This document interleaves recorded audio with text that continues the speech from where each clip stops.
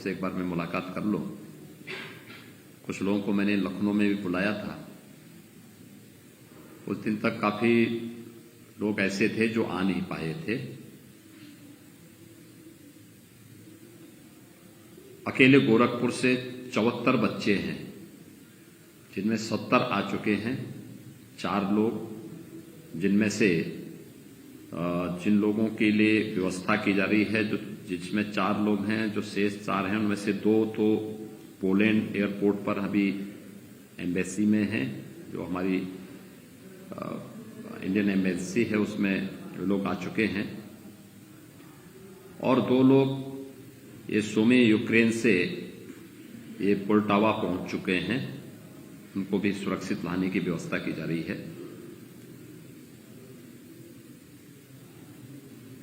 उत्तर प्रदेश से कुल 2290 छात्र वहां पे रहते हैं, जिनमें से 2078 वापस आ चुके हैं। शेष जो बचे हैं उनको भी लाने की पूरी व्यवस्था पूरे उसमें की जा रही है। और देखिए, ऑपरेशन गंगा नाम दिया गया इसका।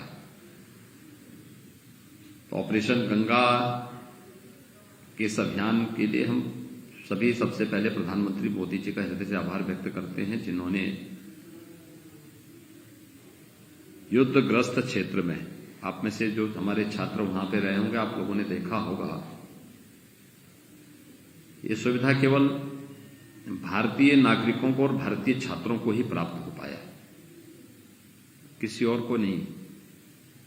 आपने देखा होगा, आप लोगों के साथ में वहां पे बहुत सारे अन्य लोग, बच्चे पढ़ते होंगे अन्य देशों के भी, खासतौर पर अफ्रीकन कंट्रीज से जुड़े हुए बच्चे वहां पे ज्यादातर होंगे।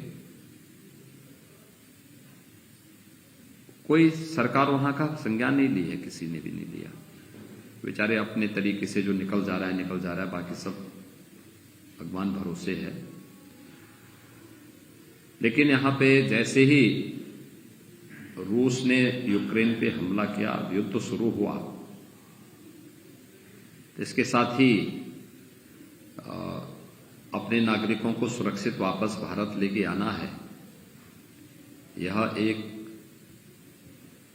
बैठक प्रधानमंत्री मोदी जी ने की और उसके बाद फिर कार्रवाई शुरू हुई। भारत सरकार ने भी और राज्य सरकार ने भी अपने यहां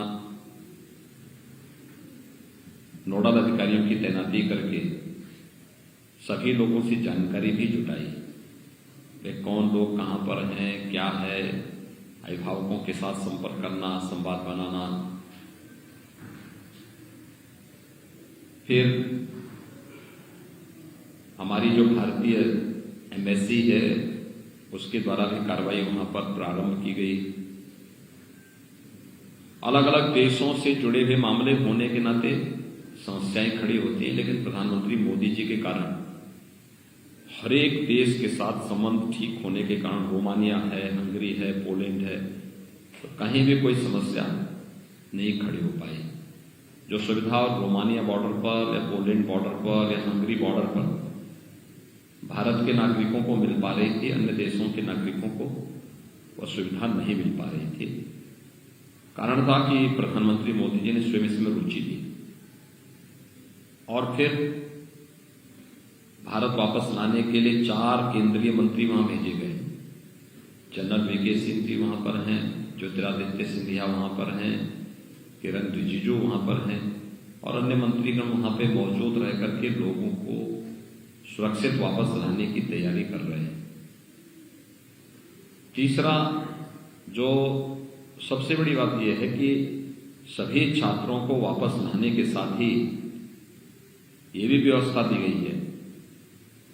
हमने जैसे उत्तर प्रदेश सरकार की तरफ से किया कि हमारे अधिकारियों का एक पूरा ग्रुप दिल्ली में मौजूद रहेगा, जो वहां से उन छात्रों को ला करके यूपी भवन में ठहराएगा, फिर वहां से उनको सुरक्षित उनके घरों तक पहुंचाने की व्यवस्था करेगा। ये युद्धग्रस्त क्षेत्र है, तो यूक्रेन से उन बच्चों को वापस लाना, सुरक्षित उनके घरों तक पहुंचाना, यह सुविधा केवल भारत के नागरिकों को ही प्राप्त हो पाई, अन्य देशों को नहीं प्राप्त हो पाई। ये सरकार की संवेदना को व्यक्त करता है। युद्ध कितने दिन चलता है और उसकी दिशा क्या होती है, अभी उसका कुछ कहा नहीं जा सकता है, लेकिन आप लोगों को अपने यहाँ पर अपने पाठ्यक्रम को देखना चाहिए, लगातार उसके बारे में तैयारी करते रहना चाहिए। सरकार भी इसमें आगे सोच रही है क्या इसमें आगे हो सकता है, क्योंकि ये केवल सुरक्षित वापस लाना नहीं बल्कि सभी छात्रों के कैरियर को लेकर के भी एक चिंता है। उस पर प्रदेश सरकार भी और केंद्र सरकार भी इस पर विचार कर रही है कैसे इनको किया जा सकता है। लेकिन हम लोगों को अपने आप को तैयार करना होगा कि मानसिक रूप से पहले तैयार हों आप लोग पूरी तरीके की, नहीं मैं सुरक्षित हो गया हूं और सुरक्षित होने के बाद अब फिर मैं से अपने पाठ्यक्रम को आगे बढ़ाना है। मुझे लगता है कि आप लोगों के लिए ज्यादा अच्छा हितकर होगा, लेकिन फिलहाल आप सभी सुरक्षित आए, मैं इसीलिए आप लोगों को यहां पर बुलाया हूं और मानसिक रूप से एकदम स्वस्थ रहिए, कोई घबराहट नहीं होनी चाहिए, ठीक है ना। मानसिक रूप से अपने आप को एकदम वो करिए कि कोई समस्या नहीं, कोई चैलेंज नहीं, क्योंकि कभी कभी व्यक्ति इस तनाव में रहता है, युद्धग्रस्त क्षेत्र से हम आए हैं, कैसे आए होंगे, सब टेंशन पालने की आवश्यकता नहीं। मान के चलिए कि एकदम कुछ हुआ ही नहीं था, एक सामान्य चीजें होती हैं और उससे आप लोग सुरक्षित वापस आए हैं। आगे के लिए जो भी प्लानिंग होगी उसके बारे में राज्य सरकार भी केंद्र सरकार भी नेशनल मेडिकल काउंसिल के साथ संपर्क में है और उसके अनुसार कोई प्लानिंग तय होगी। तो मैंने इसीलिए आप लोगों को यहाँ पे बुलाया था।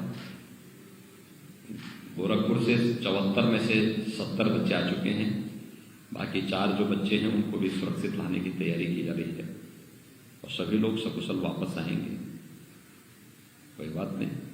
और कोई बात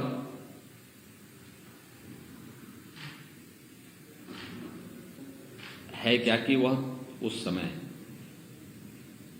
सुरक्षित अपने नागरिकों को लाने के लिए आवश्यक था कि इंडिया उसमें अपना वो रखे इसमें वो तो 100% जगहों से भारतीयों को निकालने के लिए सीज फायर की बात की थी, उसी बात को लेके की थी जिससे भारतीयों को सुरक्षित वहां से निकाला जा सके। सीज फायर इसी बात को लेके था कि उस पूरे रूट पर वह कहीं बमबाजी नहीं करेगा, ये उसमें था। इसलिए विपक्ष